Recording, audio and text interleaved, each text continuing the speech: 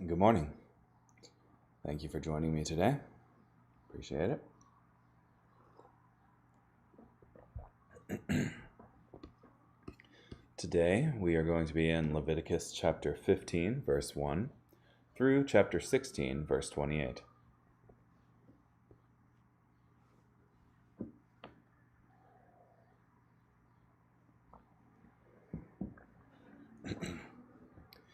The Lord spoke to Moses and Aaron. Speak to the Israelites and tell them, when any man has a discharge from his body, his discharge is unclean. Now this is his uncleanness in regard to his discharge. Whether his body secretes his discharge or blocks his discharge, he is unclean. All the days that his body has a discharge, or his body blocks his discharge, this is his uncleanness. Any bed the man with a discharge lies on will be unclean, and any furniture he sits on will be unclean. Anyone who touches his bed must wash his clothes, bathe in water, and be unclean until evening. The one who sits on the furniture, the man with a discharge sits on, must wash his clothes, bathe in water, and be unclean until evening. The one who touches the body of the man with a discharge must wash his clothes, bathe in water, and be unclean until evening. If the man with a discharge spits on a person who is ceremonially clean, that person must wash his clothes, bathe in water, and be unclean until evening. Any means of riding the man with a discharge rides on will be unclean. Anyone who touches anything that was under him will be unclean until evening, and the one who carries those items must wash his clothes, bathe in water, and be unclean until evening. Anyone whom the man with the discharge touches without having rinsed his hands in water must wash his clothes, bathe in water, and be unclean until evening. The clay vessel which the man with the discharge touches must be broken, and any wooden utensil must be rinsed in water. When the man with the discharge becomes clean from his discharge, he is to count off for himself 7 days for his purification, and he must wash his clothes, bathe in fresh water, and be clean. Then on the 8th day he is to take for himself 2 turtle doves or 2 young pigeons, and he is to present himself before the Lord at the entrance of the meeting tent, and give them to the priest. And the priest is to make one of them a sin offering, and the other a burnt offering. So the priest is to make atonement for him before the Lord for his discharge. When a man has a seminal emission, he must bathe his whole body in water and be unclean until evening.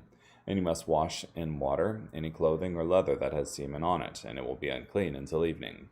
When a man has sexual intercourse with a woman and there is a seminal emission, they must bathe in water and be unclean until evening. When a woman has a discharge and her discharge is blood from her body, she is to be in her menstruation 7 days, and anyone who touches her will be unclean until evening. Anything she lies on during her menstruation will be unclean, and anything she sits on will be unclean. Anyone who touches her bed must wash his clothes, bathe in water, and be unclean until evening. Anyone who touches any furniture she sits on must wash his clothes, bathe in water, and be unclean until evening. If there is something on the bed or on the furniture she sits on, when he touches it, he will be unclean until evening. And if a man actually has sexual intercourse with her so that her menstrual impurity touches him, then he will be unclean 7 days, and any bed he lies on will be unclean. When a woman's discharge of blood flows many days, not at the time of her menstruation, or if it flows beyond the time of her menstruation, all the days of her discharge of impurity will be like the days of her menstruation. She is unclean. Any bed she lies on, all the days of her discharge will be to her like the bed of her menstruation. Any furniture she sits on will be unclean, like the impurity of her menstruation. And anyone who touches them will be unclean, and he must wash his clothes, bathe in water, and be unclean until evening. If she becomes clean from her discharge, then she is to count off for herself 7 days, and afterward she will be clean. Then on the 8th day she must take for herself 2 turtle doves or 2 young pigeons, and she must bring them to the priest at the entrance of the meeting tent. And the priest is to make one a sin offering, and the other a burnt offering. So the priest is to make atonement for her before the Lord from her discharge of impurity. Thus you are to set the Israelites apart from their impurity, so that they do not die in their impurity, by defiling my tabernacle which is in their midst. This is the law of the one with the discharge, the one who has a seminal emission and becomes unclean by it, the one who is sick in her menstruation, the one with a discharge, whether male or female, and a man who has sexual intercourse with an unclean woman. The Lord spoke to Moses after the death of Aaron's 2 sons, when they approached the presence of the Lord and died. And the Lord said to Moses, Tell Aaron your brother that he must not enter at any time into the holy place inside the veil canopy in front of the atonement plate that is on the ark, so that he may not die, for I will appear in the cloud over the atonement plate. In this way, Aaron is to enter into the sanctuary with a young bull for a sin offering and a ram for a burnt offering. He must put on a holy linen tunic. Linen leggings are to cover his body, and he is to wrap himself with a linen sash and wrap his head with a linen turban. They are holy garments, so he must bathe his body in water and put them on. He must also take 2 male goats from the congregation of the Israelites for a sin offering, and 1 ram for a burnt offering. Then Aaron is to present the sin offering bull, which is for himself, and is to make atonement on behalf of himself and his household. He must then take the 2 goats and stand them before the Lord at the entrance of the meeting tent. And Aaron is to cast lots over the 2 goats, 1 lot for the Lord, and 1 lot for Azazel. Aaron must then present the goat which has been designated by lot for the Lord, and he is to make it a sin offering. But the goat which has been designated by lot for Azazel is to be stood alive before the Lord to make atonement on it by sending it away to Azazel and to the wilderness. Aaron is to present the sin offering bull, which is for himself, and he is to make atonement on behalf of himself and his household. He is to slaughter the sin offering bull, which is for himself, and take a censer full of coals of fire from the altar before the Lord, and a full double handful of finely ground fragrant incense, and bring them inside the veil canopy. You must then put the incense on the fire before the Lord, and the cloud of incense will cover the atonement plate, which is above the ark of the testimony, so that he will not die. Then he is to take some of the blood of the bull and sprinkle it with his finger on the eastern face of the atonement plate, and in front of the atonement plate he is to sprinkle some of the blood 7 times with his finger. He must then slaughter the sin offering goat, which is for the people. He is to bring its blood inside the veil canopy, and he is to do with its blood just as he did to the blood of the bull. He is to sprinkle it on the atonement plate and in front of the atonement plate. So he is to make atonement for the holy place from the impurities of the Israelites and from their transgressions with regard to all their sins. And thus he is to do for the meeting tent which resides with them in the midst of their impurities. Nobody is to be in the meeting tent when he enters to make atonement in the holy place until he goes out, and he has made atonement on his behalf, or on behalf of his household, and on behalf of the whole assembly of Israel. Then he is to go out to the altar, which is before the Lord, and make atonement for it. He is to take some of the blood of the bull, and some of the blood of the goat, and put it all around on the horns of the altar. Then he is to sprinkle on it some of the blood with his finger 7 times, and cleanse and consecrate it from the impurities of the Israelites.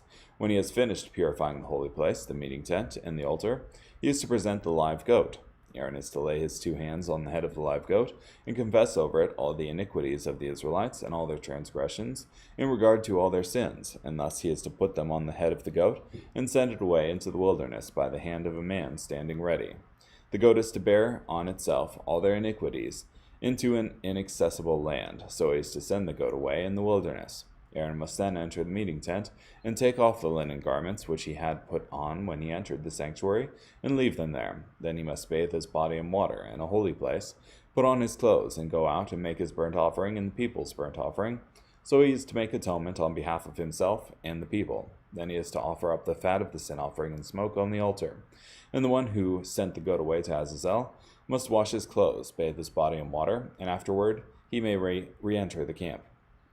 The bull of the sin offering and the goat of the sin offering, whose blood was brought to make atonement in the holy place, must be brought outside the camp, and their hide, their flesh, and their dung must be burned up. And the one who burns them must wash his clothes, and bathe his body in water, and afterward he may re-enter the camp.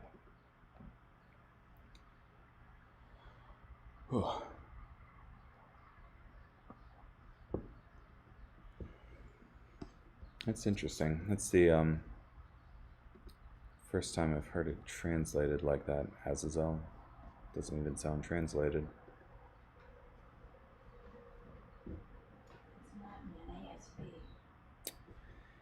Yeah, the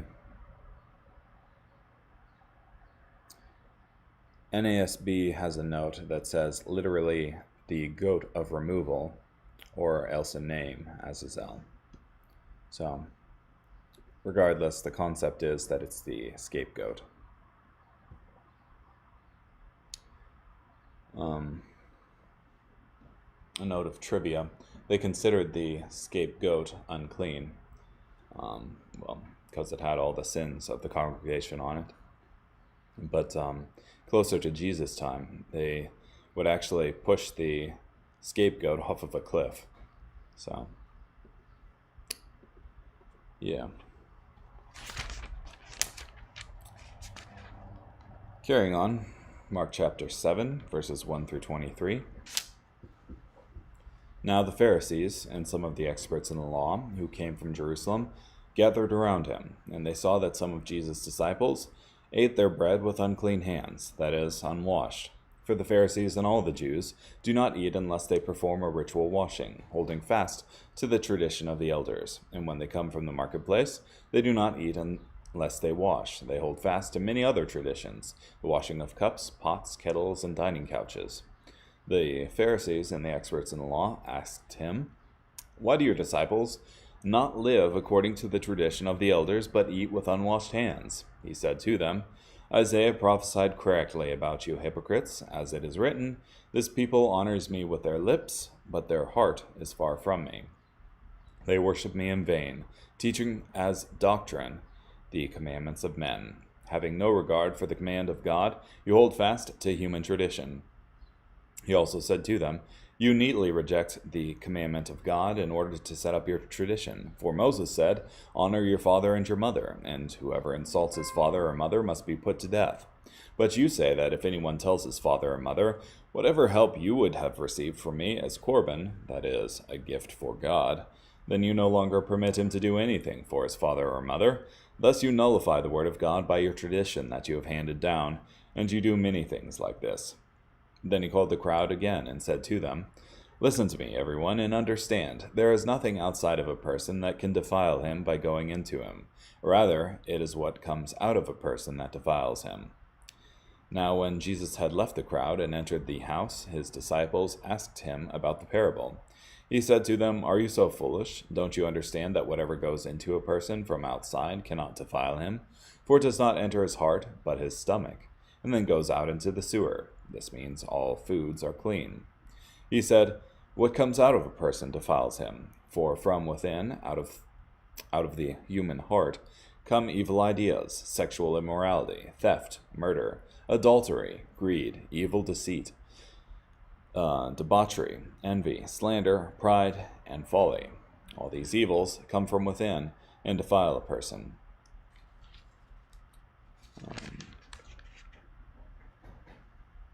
Yeah.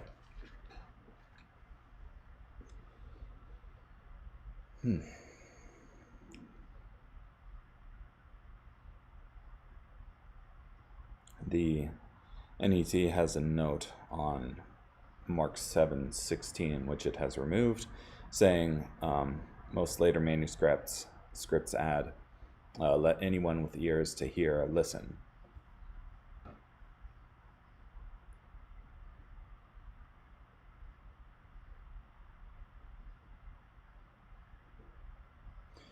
Yeah. It's, again, my understanding that the Jews also believed that there was a book of teaching that Moses got along with the Old Testament books, so that gets continually added onto by rabbis. And the idea is that I think, no, I'm not sure what the whole thing. Regardless, Jesus said that Isaiah prophesied correctly about you hypocrites, as it is written, "This people honors me with their lips, but their heart is far from me. They worship me in vain, teaching as doctrine the commandments of men." So,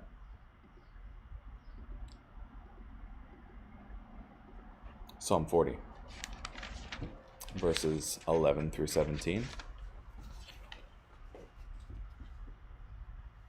O Lord, you do not withhold your compassion from me. May your loyal love and faithfulness continually protect me, for innumerable dangers surround me. My sins overtake me, so I am unable to see. They outnumber the hairs of my head, so my strength fails me. Please be willing, O Lord, to rescue me. O Lord, hurry and help me. May those who are trying to snatch away my life be totally embarrassed and ashamed. May those who want to harm me be turned back and ashamed. May those who say to me, Aha, aha, be humiliated and disgraced. May all those who seek you be happy and rejoice in you. May those who love to experience your deliverance say continually, May the Lord be praised. I am oppressed and needy. May the Lord pay attention to me. You are my helper and my deliverer. O my God, do not delay. It's nice, I think, to have the outlet of the Psalms, because there's a lot of raw emotion there, and when you're suffering, it's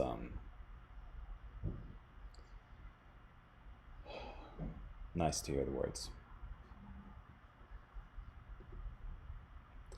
Proverbs chapter 10, verses 13 and 14. Wisdom is found in the words of the discerning person, but the one who lacks wisdom will be disciplined.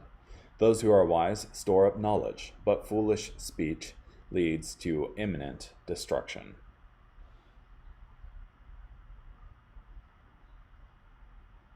Yeah, best to try to restrain folly in your speech.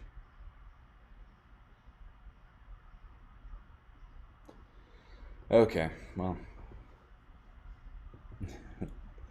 nice. Hope you have a great day. Take care. Bye.